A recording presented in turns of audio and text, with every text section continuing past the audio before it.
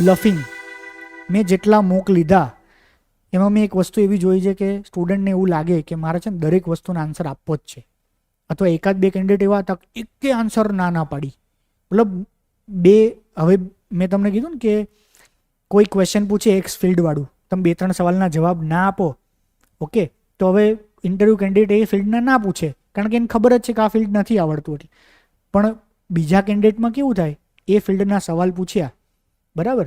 જેમ કે કેમેસ્ટ્રીમાંથી કોઈનું ગ્રેજ્યુએશન છે અને એવું પૂછ્યું કે ભાઈ કેમેસ્ટ્રીની અંદર જે એલ્યુમિનિયમ છે એનો પેલો પરમાણુ ક્રમાંક કયો, તો એણે કીધું 16, 13 હોય છે ને કદાચ, બરાબર.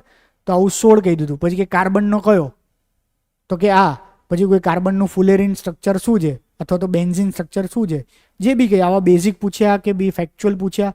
હવે એ વ્યક્તિ ખોટા જવાબો આપાપ જ કરે છે, તો પેલા લોકો એની મજા લેવા માંડે.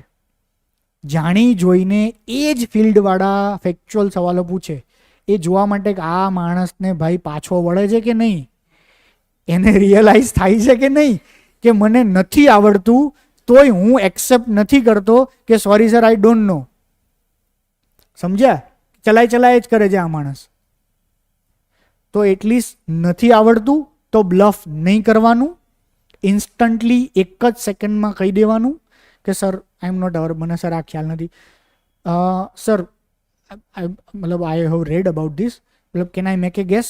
જો તમને 50-50 હોય તો આવી રીતે એકવાર પૂછીને પછી તમે, તો એ મેન્ટલી પ્રિપેર થાય કે હા ભાઈ આ માણસને આવડે છે. સર એલ્યુમિનિયમનો ક્રમ મને એક્ઝેક્ટ યાદ નથી, પણ can I make a guess, it's I think 13 or 14 sir, I forget. Simple. હવે એ ફેક્ચ્યુઅલ છે એવું જરૂર નહીં 13 બોલે એટલે 65 માર્ક્સ આપી દેવાના, 14 બોલે તો 35 માર્ક્સ આપી દેવાના. એ મેટર જ નહીં કરતું. ઓનેસ્ટી મેટર કરે છે તમારી.